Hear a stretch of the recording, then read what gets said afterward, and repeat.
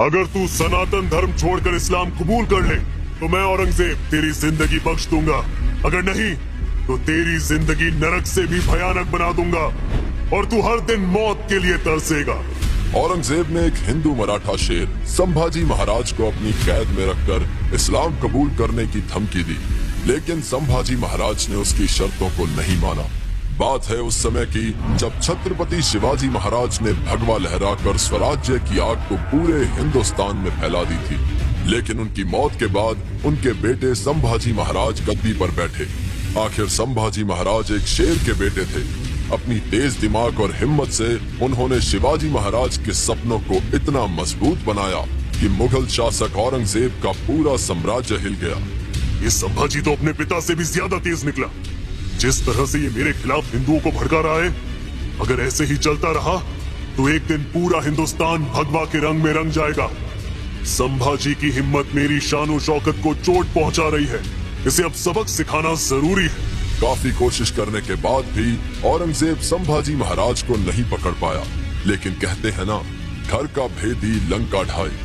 एक दिन जब संभाजी महाराज अपने मित्र कवि कलश जी के साथ संगमेश्वर में किसी जरूरी काम के लिए गए थे, तभी उनकी खबर उनके एक बहुत करीबी ने औरंगजेब तक पहुंचा दी। औरंगजेब ने इस मौके का फायदा उठाकर उन्हें धोखे से कैद कर लिया।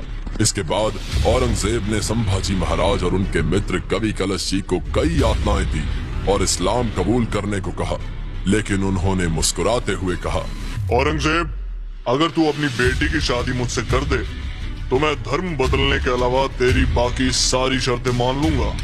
औरंगजेब को ये बात बुरी लग गई, इसलिए उसने अपने सैनिकों को कठोर हुक्म दिया, अगर ये इस्लाम कबूल ना करे तो इन दोनों की आंखों में गरम सलाखें डाल दो, इनके हाथ काट दो और इनके चेहरे पर कालिक लगाकर पूरे राज्य में घुमाओ।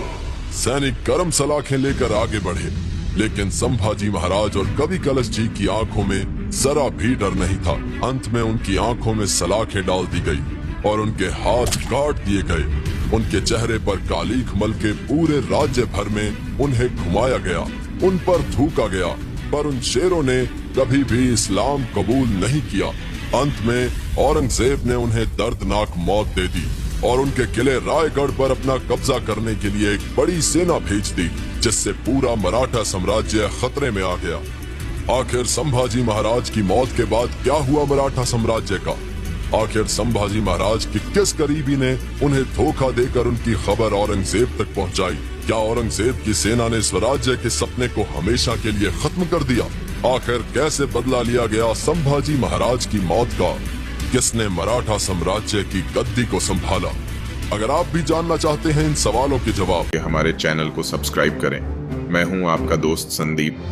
जल्द ही मिलूंगा एक और रोमांचक वीडियो के साथ।